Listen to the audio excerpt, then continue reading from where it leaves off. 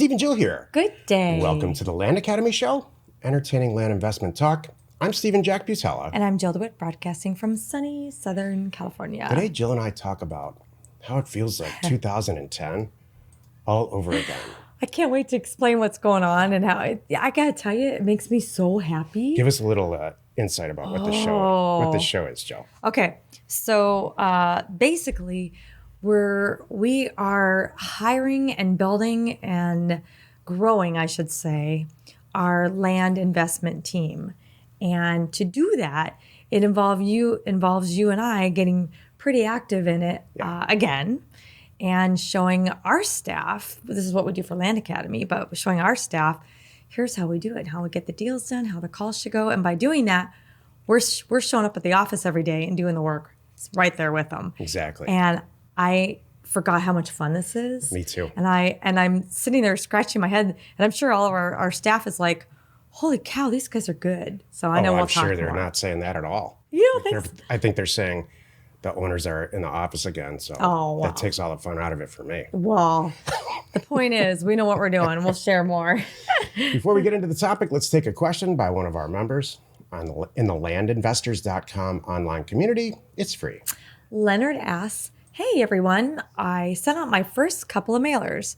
I plan to soon have a couple parcels of land with an acquisition price of roughly $6,000 per property. I plan on closing with title. Question 1, how much of a marketing budget should I estimate for the different purchase prices? The sales prices will likely be between $14,000 and $19,000. Would this justify listing on the MLS? You want to answer that first? Okay, let's. Your marketing budget is a variable cost. That's the good news. It's not a fixed cost. So you can plan on simply spending what it costs, your cost for the MLS. And potentially, because agents are constantly in the MLS, you might have to pay 3% on the buy side. So that's what I would budget. Everywhere else should be just about free. I'll tell you right now, because I posted this question in Reddit before you did. Mm-hmm. Get your Facebook up and running and your Facebook groups going. There's lots of, we sell a lot of property in Facebook groups. Exactly. So go ahead. And you can, that purchase price, depending on the area, even if you just put one of your properties in the MLS, say that you have several in the area, it'll drive them to your website and you'll get your point across if you have a couple. And you can do these flat rate listings anywhere from, it's typically $95 to $295 is what it's going to cost. Maybe $4. So depending on the area, and I would do Broker Direct MLS. Mm-hmm. That's a great service. I would start there, and they outsource to a lot of people at a great flat rate price. And then also look at the list too, because it syndicates all over the planet. Automatically, it's going to put it on Zillow and Trulia and things like that for you. So you're not doing double work. It really does save you some time and money. So 2 real points at this price level, because by the way, this is our rural vacant land business model is $5,000 to $6,000 acquisition price. Let's say 2 to 6. Close it with title, get title insurance policy, and post it in the MLS and everywhere else on the planet. And actually later this week we have a show called Creating Equity 101, and this is the model. So you're right on the right path. Exactly. Okay, question 2. For Craigslist listings, how many and how often do you post ads? I'm curious what the members said, because this is a common topic, because it's free, that a lot of our members do. 10 and responses. there's a lot of nuances to Craigslist, because if you copy and paste, they don't like that. You have to make it different. And then it's always like, what areas should I do? How far out should I go? Because you could spend a lot of time, like too much time, trying to get it all over Craigslist.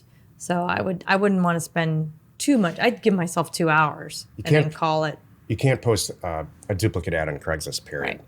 And I'll tell you what we do with success is post, if the property's close to Los Angeles, but out rural Los Angeles area, post in the LA Craigslist. So post in the largest city that's close.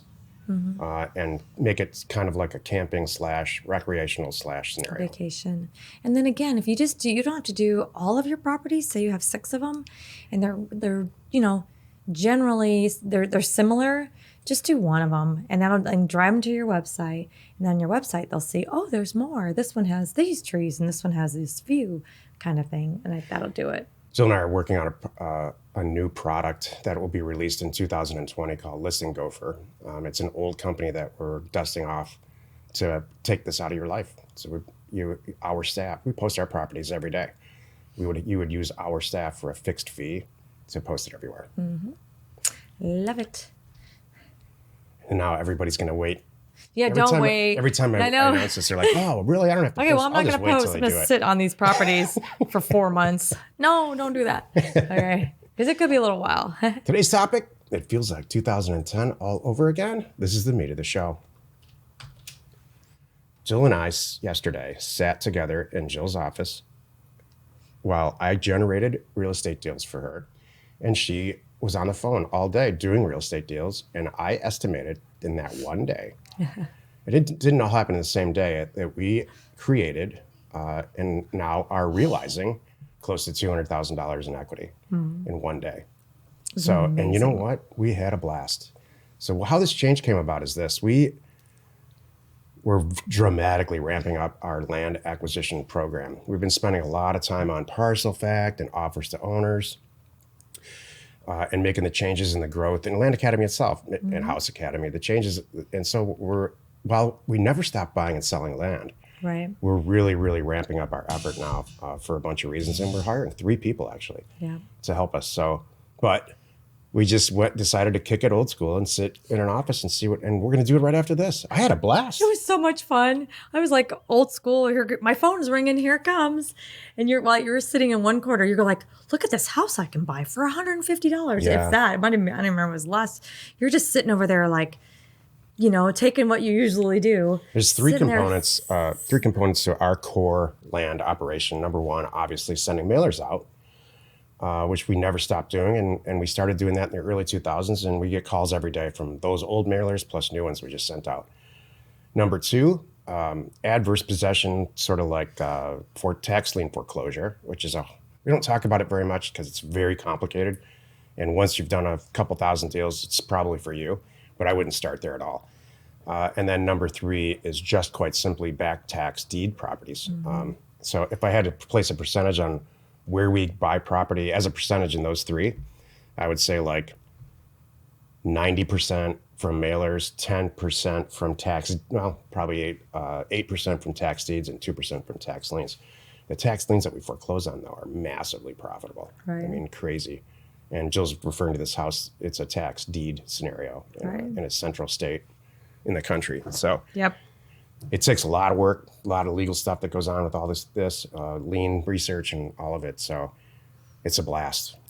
We just had so much fun. Yeah. It was so funny because we were sitting there just like old school. It was reminding us like, remember when we were at this house and you were here and I was there and you're just answering the phone like you used to do. And I'm like, yep, that's exactly what this feels like. And it was so much fun.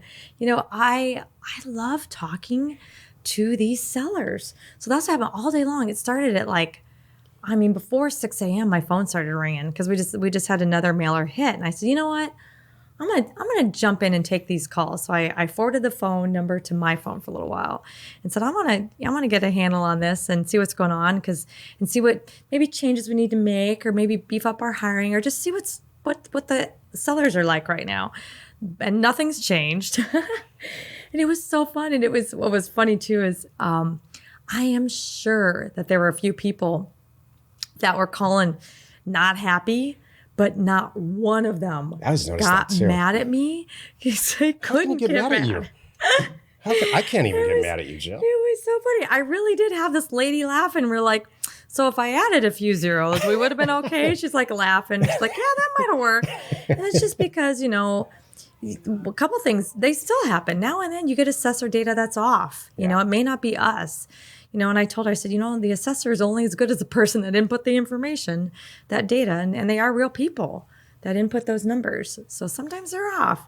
And then we just adjust and move on. And it was just so much fun. And then, gosh, I had this lady, remember it was 2 properties that she started. She wanted 13,000 and 13,000 became 2,500. Actually, I told her my highest and best was 2,000, but she actually kind of wore me down. And I said, all right, I'll do 2,500. But that was it. Last week, We did a show called When to Negotiate with a Seller Never. Right. And that's Exactly. what, now we're just breaking our own rules. No, but I was happy with that. I knew what my number was, and that was it. And then she kept trying to get me up, and I just said, "No, I'm sorry. That's my highest Yeah. and best, and that's it. Those are you just great have deals. to, you just have to walk away." It's not hard to get to $100,000 of equity when you're buying property for $2,000 or $3,000 that's worth 20. Right. You know, it only takes a few phone calls with the right sellers to for you, a few inbound phone calls to you Right. with the right sellers. Yeah. And then we found one guy. I mean, I'm almost like, it was almost like a little too good to be true yesterday. I'm like, is there a full moon or what? But I got just the perfect mix of calls, including this one other investor who we just hit him at the right time. And I think he's got like 500,000 acres that he's ready to start moving. And it's I'm all like, subdivided and replatted. So it's like, that's a dream come true for Uh-huh. me. When you can buy a 640 acre property that's all cut up into acre and a quarter properties with roads, and it's all platted out with separate APNs. And he's into it for the large acreage dollar amount. And we're going to, he makes a ton of dough. We make a ton of dough. And then Yep. the people that buy from us are going to make the most. So, exactly. I'll say this on the air. If you are a paralegal or if you are very familiar with adverse possession and you'd like to work with me personally, send me your resume directly. I'm not going to burden our staff or you with this since it's just my brainchild here. At Jack@Land Academy, and we'll talk. Thank you. That's awesome. If you're brand new, please don't send me anything. We have a lot of deals to do, and I think we can make some dough together. Oh my I gosh. hate to be that direct. If you're brand new, hey, we were all there. We were all brand new at one point. Yeah. You just got to get a few deals under your belt. And this was just fun. I told my team too. I said, please feel free to share these calls on the planet. We do it in our program, and I could even play some on here. Maybe we'll do a podcast where we'll just replay some of my calls, I think so they that'd be could hear great. them because it was so darn funny. I was really having a good time. You get the cranky old man, and you get him laughing, or you get and I had one today. You want to hear this one today? Yeah, I'm going to write this. Can I have that pad? Yeah, yeah. I'm going to write that down because I really think That would be fun. running some of these calls would be great. Playing them. I had a guy today. He's calling because he has this clearly agricultural land that is absolutely assessed for, 1% of its real value. Not kidding. So his call was, "Are you calling with your offer to buy the porta potties?" And he has this accent, so it took me a few minutes, and I will happily share that call because it was the funniest thing. He's like, "Because your offer price will cover the porta potties on my property, not at all the property." So it was hilarious. And he went on to tell me he's a very important man.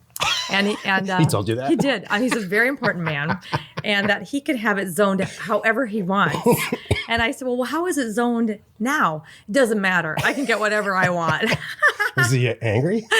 He wasn't angry, but his price and my price he wanted to go retail. He was retail at $200,000 an acre, and I'm like, not exactly what I said politely, I can't afford that, but that's really not the property I'm looking for right now. So 200,000 an acre. I know. So it's all agricultural, Yeah, but being farmed. Ag land is Well- 4 to 6,000 an acre. Well, he was that also area. a little nuts, Yeah. and didn't clearly want to sell. That's like, how it is. It's like you build your dream property, even your dream car. Whatever it is, you have your dream thing that you're never going to part with.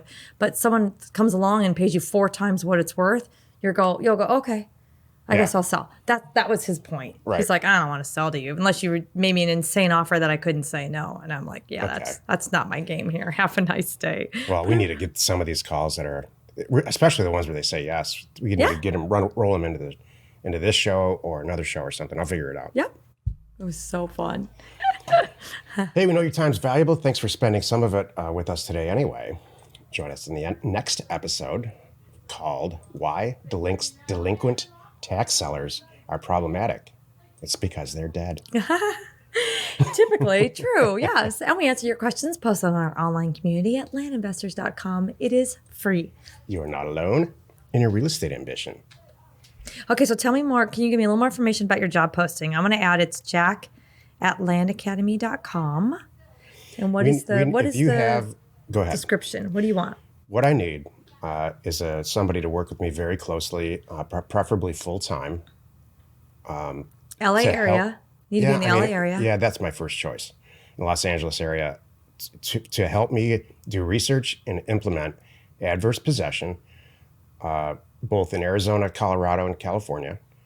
And it's a very statute driven XYZ. Like if you're a paralegal, you already know how to file. It involves filing judicial foreclosure lawsuits based on tax liens that we purchase. And that's the end of it. The beginning of it is getting lists, huge lists in place and working with the Philippines to get the data that we need to make a real good decision about which properties to foreclose on and why. And it's a very, very brainy, intense, sit in a dark room kind of position. But the good news is that you're going to learn how to foreclose on property. So you're not you'll be the looking. best at it by the time we're done. You'll be the best at it in the country. So you're describing the perfect librarian, Yeah. not a social butterfly. That's exactly right. Like You have to have horrible social skills. You barely, but you love just to be in Yes. it. Okay, got it. Yeah, you got really good grades in school, And no you probably friends. had thick glasses like me. Yeah, no friends. You have no friends. You love math to the point where there's probably something wrong with you. Got it. Now we all have a very good idea what you're looking for. And Thank you. and like you're a paralegal Perfect. or you're a former escrow agent or both. Actually, both would be good. Right. And everybody was mad at you because you were closing deals too fast Mm-hmm. and making them look bad. Basically, you're like Bill Gates. There we go. Very unpopular kid, but look where he is now. Exactly. And we'll get you there. Wherever you're watching, wherever you're listening, please subscribe and rate us there. It does make a difference. We are Steve and Jill. Information And inspiration. to buy undervalued property.